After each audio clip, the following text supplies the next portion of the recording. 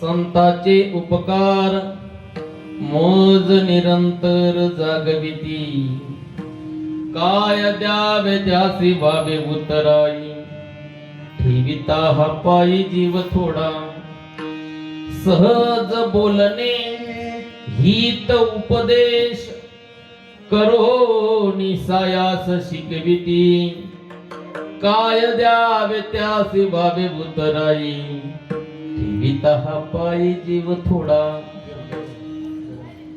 तुका म्हणे वत्स धेणू वेची चित्ती किंवा एकची, तैसे मज येती सांभाळीत, काय द्यावे त्यासे व्हावे उतराई, ठेविता हा पायी जीव थोडा.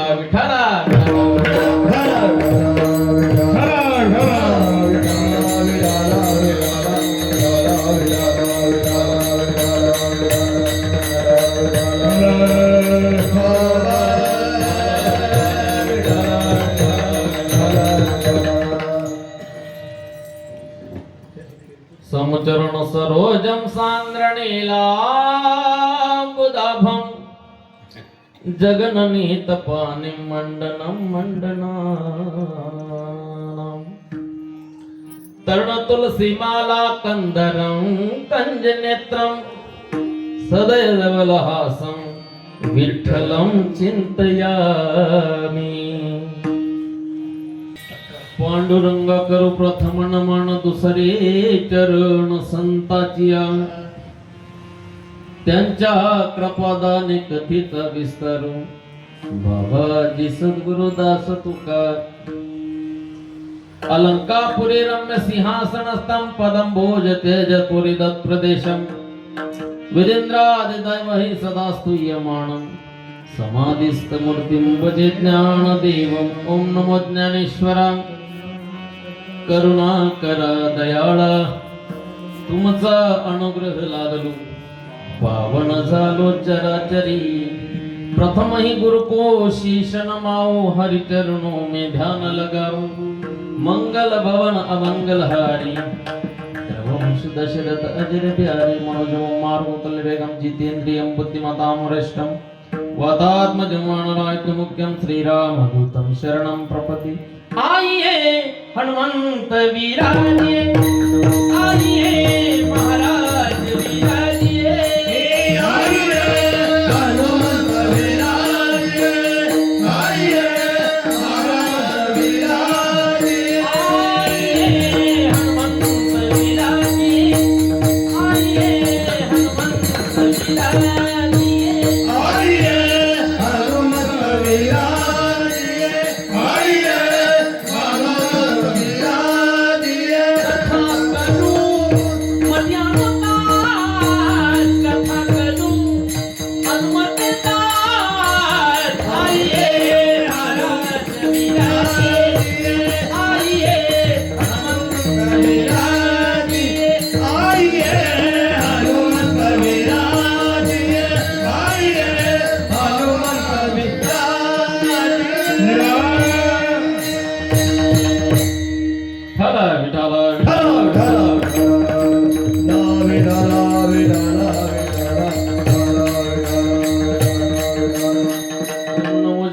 वेद प्रतिपाद्य जय जय संविद्यात्म रूपा.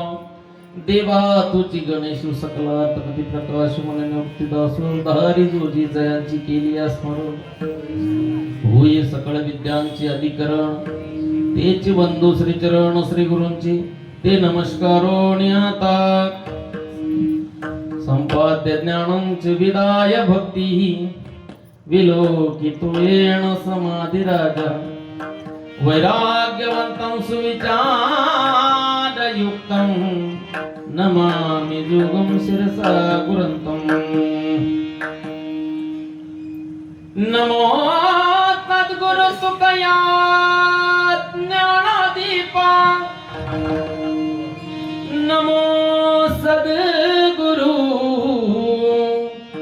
सच्चिदानंद रूपा, नमो सद्गुरु भक्त कल्याण मूर्ति, नमो सद्गुरु भास्करा पूर्ण कीर्ती सेवे लागी सेवक झालो सेवे लागी सेवक झालो सेवे लागी सेवक झालो सेवे लागी सेवक झालो सेवे लागी सेवक झालो सेवे लागी सेवक झालो सेवे लागी सेवक झालो सेवे लागी सेवक झालो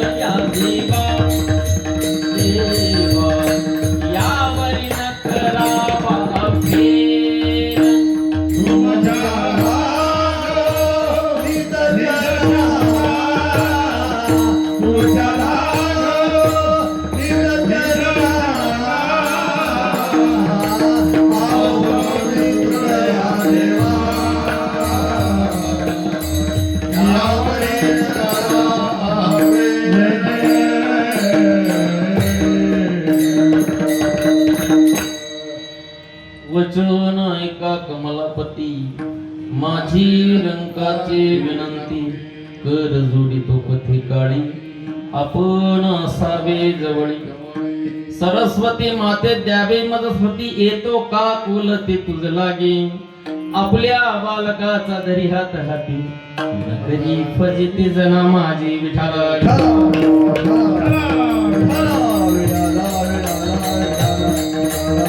काय सांगू आता संताचे उपकार मज निरंतर जागविती काय द्यावे त्यासी भावी भूतराई ठेविता हा पायी जीव थोडा प्रस्तुत प्राप्त प्रसंगी प्राप्त स्थळी प्राप्त काळी प्राप्त वेळी तुमच्या समोर म्हणून दाखवलेला भंग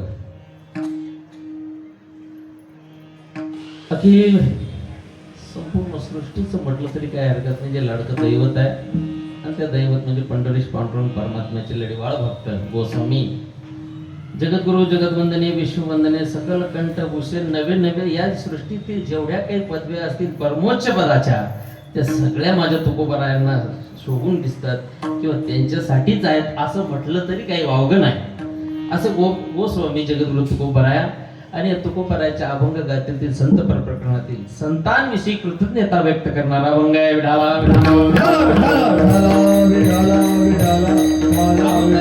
आचरणाचा उत्कृष्ट महत्वाचा आहे.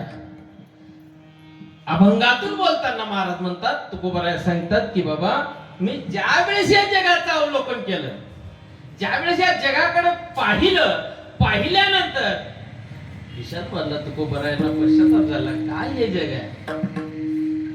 महाराजांनी एके ठिकाणी प्रमाण सुद्धा वापरलं तुका म्हणे कैसी आंधळी हे जग बरोबर की नाही डोळे दिसतात सगळ्यांना पण तुकोबराय म्हणतात की नाही नाही नाही आंधळे म्हणून तुकोबरायला विषाद वाटला. तुकोबराय म्हणतात का रे सगळे कृतज्ञ झाले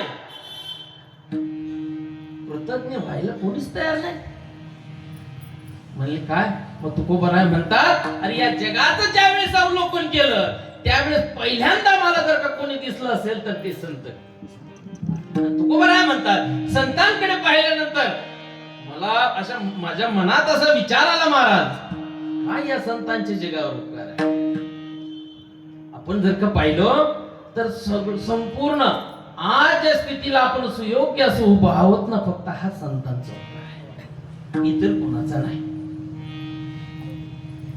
आणि या संतांच्या उपकारातून तुकोबरायांनी असं म्हटलंय की संतांचे एवढे अगणित उपकार झाले या जीवावर या सृष्टीवर एवढे अगणित उपकार झाले संतांचे की त्यांच्या उपकारातून उतराई होणं शक्य नाही. आता यांच्या उतरही होणं शक्य नाही. मग तुकोबारायांनी सहज असं दृष्टिक्षेप टाकताना तुकोबाराय म्हणतात की आता माझी बुद्धी चालत नाही, याच्या उपकारातून उतराय कसं व्हावं. मग तुकोबाराय सांगत असताना तुकोबाराय म्हणतात की काय सांगावं देवा, काय सांगू मी आता. या संतांच्या उपकाराची गणना कुठे कुठे, कोणती कोणती, काय काय सांगू, काय सांगू आता या संतांचे उपकार. का? अरे हा जन्माला आल्यापासून मागे जो लागलाय ना त्याच्यापासून सुद्धा सातत्यानेच केलं. म्हणून बाबा वेळोवेळी मला तरी जागा करण्याचं काम संतांनी केलं. काय सांगू आता. मग एक दिवस नाही बरं, घरचे उठवतात बरं का, घरचे काही कमी नाही, मी त्यांना कमी लेखत नाही, ते सुद्धा उठवतात. आता उठवणं बंद केलं, आता बेल लावतात. आता ते घड्याळच संत झालं महाराज, ते घड्याळ उठवतं आपल्याला, तुझी वेळ चालली असेल. पण मला माझ्या संतांनी कसं एक दिवस नाही, एक रात्र नाही, अहो निरंतर अहो रात्र ज्यांनी जागा ठेवलं ती माझे संत आहेत. म्हणून बाबा या संतांच्या उपकाराची गणना काय करावी, काय सांगू आता. खरंच मला निरंतर जागा ठेवलंय संतांनी, म्हणून यांच्या उपकारातून उतराई होण्यासाठी तुकोबारांनी या जगाकडे दृष्टिक्षेप टाकला. आणि तुकोबारांना असं वाटलं की या जगातलं कुठली एखादी गोष्ट, रामकृष्ण, एखादी गोष्ट दिल्यानंतर जर का उतराई होता येत असेल तर आपण प्रयत्न करायला काही हरकत नाही. मग तुकोबारायांनी पाहिलं या सृष्टीतील ज्या काही गोष्टी आहेत तर तुकोबाराय म्हणले हे तर मी आधीच सांगितलं, येरती मायेक दुःखाची नाही आधी आणि अंती अवसान, आधीही नाही आणि अंतीही नाही.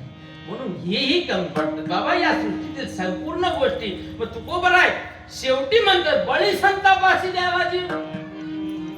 अरे हा जीव तरी ओवाळून टाकावा.